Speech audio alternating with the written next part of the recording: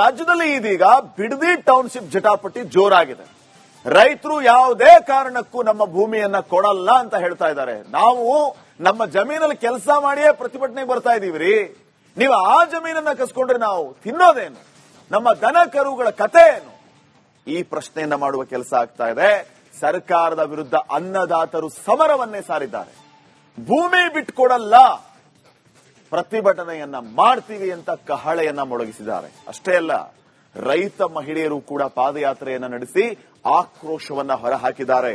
ಇವತ್ತು ಇದೇ ಬಿಡದಿ ಭೂಮಿಯ ವಿಚಾರವಾಗಿ ಏನೆಲ್ಲ ಆಯಿತು ಅನ್ನೋದರ ಸ್ಪೆಷಲ್ ರಿಪೋರ್ಟ್ ನಿಮ್ಮ ಮುಂದೆ.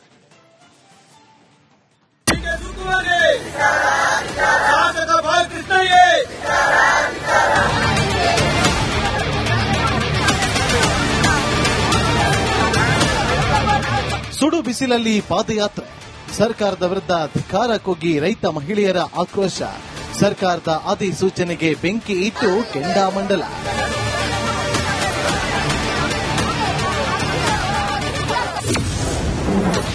ಬಿಡದಿ ಟೌನ್ಶಿಪ್ಗೆ ಅನ್ನದಾತರ ವಿರೋಧ, ಬೈರಮಂಗಲದವರೆಗೆ ಬೃಹತ್ ಪಾದಯಾತ್ರೆ. ಬಿಡದಿ ಟೌನ್ಶಿಪ್ ವಿರೋಧಿಸಿ ರೈತರು ಅಕ್ಷರಶಃ ಕೆರಳಿ ಕೆಂಡವಾಗಿದ್ದಾರೆ. ಪ್ರಾಣ ಬೇಕಾದರೂ ಬಿಡ್ತೀವಿ, ಆದರೆ ನಮ್ಮ ಭೂಮಿ ಬಿಡಲ್ಲ ಅಂತ ಪಟ್ಟು ಹಿಡಿದಿದ್ದಾರೆ. ಸಿಎಂ ಡಿಕೆ ಶಿವಕುಮಾರ್ ಹಾಗೂ ರಾಜ್ಯ ಸರ್ಕಾರದ ವಿರುದ್ಧ ಆಕ್ರೋಶವನ್ನು ಕೂಡ ಹೊರಹಾಕಿದ್ದಾರೆ. ಭೂಸ್ವಾಧೀನ ವಿರೋಧಿಸಿ ಇವತ್ತು ರೈತ ಮಹಿಳೆಯರು ಬೃಹತ್ ಬೈರಮಂಗಲ ಚಲೋಗೆ ಕರೆ ಕೊಟ್ಟಿದ್ದಾರೆ. ಈಗಾಗಲೇ ಚಲೋ ಕೂಡ ಆರಂಭಿಸಿರುವಂತದ್ದು, ಪಾದಯಾತ್ರೆ ಕೂಡ ಶುರು ಮಾಡಿದ್ದಾರೆ. ರೈತ ಮಹಿಳೆಯರು ಇವತ್ತು ಆಕ್ರೋಶವನ್ನು ಹೊರಹಾಕಿ ಯಾವುದೇ ಕಾರಣಕ್ಕೂ ಕೂಡ ಬಿಡದಿಯ ಭೂಮಿಯನ್ನು ಬಿಟ್ಕೊಡಲ್ಲ, ಕಾರ್ಪೊರೇಟರ್ಗಳು ಬಿಟ್ಕೊಡಲ್ಲ ಅನ್ನೋ ಆರೋಪವನ್ನು ಮಾಡಿ, ಜೊತೆಗೆ ಸಿಎಂ ಡಿಕೆ ಶಿವಕುಮಾರ್ ಅವರ ವಿರೋಧವನ್ನು, ಅವರ ವಿರುದ್ಧ ಆಕ್ರೋಶ ಹೊರಹಾಕ್ತಾ ಇವತ್ತು ಪಾದಯಾತ್ರೆ ಮಾಡ್ತಾ ಇರುವಂತದ್ದು. ಈ ಟೌನ್ಶಿಪ್ ವಿರೋಧಿಸಿ ರೈತರು ತಿಮ್ಮೇಗೌಡನಹಳ್ಳಿಯಿಂದ ಬೈರಮಂಗಲದವರೆಗೆ ಬಿಸಿಲನ್ನು ಲೆಕ್ಕಿಸದೆ ಸುಮಾರು 2 ಕಿಲೋಮೀಟರ್ ಪಾದಯಾತ್ರೆ ನಡೆಸಿದರು. ಬೈರಮಂಗಲದಲ್ಲಿ ರೈತ ಮಹಿಳೆಯರು ರಣಕಹಳೆ ಮೊಳಗಿಸಿದ್ರು. ಈ ಪ್ರತಿಭಟನೆಗೆ ಹಲವು ಸಂಘಟನೆಗಳು ಸಾಥ್ ಕೊಟ್ಟಿತ್ತು. ಕೃಷಿಗೆ ಯೋಗ್ಯವಾದಂತ ಭೂಮಿಯನ್ನ ಕಬ್ಜಾ ಮಾಡ್ಕೊಳ್ಳಿಕ್ಕೆ ಹೊರಟಿರ್ತಕ್ಕಂತ ಕಾಂಗ್ರೆಸ್ ಇರ್ಬೋದು, ಜೆಡಿಎಸ್ ಇರ್ಬೋದು, ಬಿಜೆಪಿ ಇರ್ಬೋದು, ಇವ್ರು ಯಾವ್ದ್ರಲ್ಲೂ ಅಧಿಕಾರದಿದ್ದಂತ ಸಂದರ್ಭದಲ್ಲಿ ಅವರಿದ್ದಾಗ ಇವ್ರ ಮೇಲೆ ಆರೋಪ ಮಾಡ್ತಾರೆ, ಇವರಿದ್ದಾಗ ಅವ್ರ ಮೇಲೆ ಆರೋಪ ಮಾಡ್ತಾರೆ.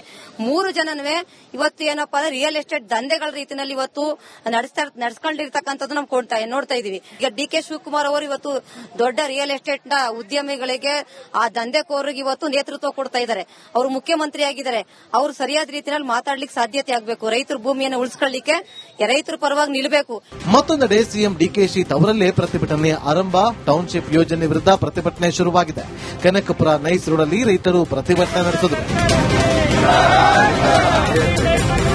ಇನ್ನು ಹುಬ್ಬಳ್ಳಿಯಲ್ಲಿ ಮಾತನಾಡಿದ ನಟ ಅಹಿಂಸಾ ಚೇತನ್, ಸರ್ಕಾರ ಲ್ಯಾಂಡ್ ಮಾಫಿಯಾಗಳ ಪರವಾಗಿ ನಿಲ್ಲಬಾರದು, ಭೂಮಿ ಉಳಿಸುವ ಹೋರಾಟಕ್ಕೆ ನಮ್ಮ ಬೆಂಬಲ ಇದೆ ಅಂದ್ರು. ಬಿಡದಿ ಟೌನ್ಶಿಪ್ ರೈತರ ಭೂಮಿ ರೈತರಾಗಿ ಇರಬೇಕು, ಹಸಿರು ಭೂಮಿ, ಫಲವತ್ತಾದ ಭೂಮಿ ಹೆಚ್ಚು ಮಾಡಬೇಕು ಹೊರತು ನಾವು ಅದನ್ನ ಕಡಿಮೆ ಮಾಡಿ ಅದನ್ನ ಬರೀ ಒಂದು ರೀತಿ ಈ ಬಿಲ್ಡಿಂಗ್ಗಳು ಕಟ್ಟೋದ್ರಿಂದ ಯಾರಿಗೂ ಒಳ್ಳೇದಾಗಲ್ಲ. ಬರೀ ಕಾಂಟ್ರಾಕ್ಟೆಡ್ ಲಾಬಿಗಳಿಗೆ, ಅಗರ್ಭ ಶ್ರೀಮಂತರಿಗೆ, ರಿಯಲ್ ಎಸ್ಟೇಟ್ ಮಾಫಿಯಾಗಳು ಒಳ್ಳೇದಾಗತ್ತೆ. ಅದು ಜನರಿಗೆ, ನಮ್ಮ ರೈತರಿಗೆ ಯಾವುದೇ ಕಾರಣಕ್ಕೂ ಒಳ್ಳೇದಾಗಲ್ಲ. ಅದನ್ನು ಖಂಡಿತ ಬಿಡಬೇಕು. ದೆಹಲಿ ಅಂಗಳದಲ್ಲಿ ಬಿಡದಿ ಟೌನ್ಶಿಪ್ ಸದ್ದು, ಜಂತರ್ ಮಂತರಲ್ಲಿ ಧರಣಿಗೆ ಬಿಜೆಪಿ ಪ್ಲಾನ್. ಬಿಡದಿ ಟೌನ್ಶಿಪ್ ಸಮರ ದೆಹಲಿ ಅಂಗಳದಲ್ಲೂ ಪ್ರತಿಧ್ವನಿಸಲಿದೆ. ಸರ್ಕಾರದ ಯೋಜನೆ ಖಂಡಿಸಿ ದೆಹಲಿಯ ಜಂತರ್ ಮಂತರಲ್ಲಿ ಧರಣಿ ನಡೆಸುವುದಕ್ಕೆ ಬಿಜೆಪಿ ಸಿದ್ದತೆ ನಡೆಸಿದೆ. ಶೀಘ್ರವೇ ದೆಹಲಿ ಹೋರಾಟದ ರೂಪುರೇಷೆ ಅಂತಿಮಗೊಳಿಸಲಿದೆ.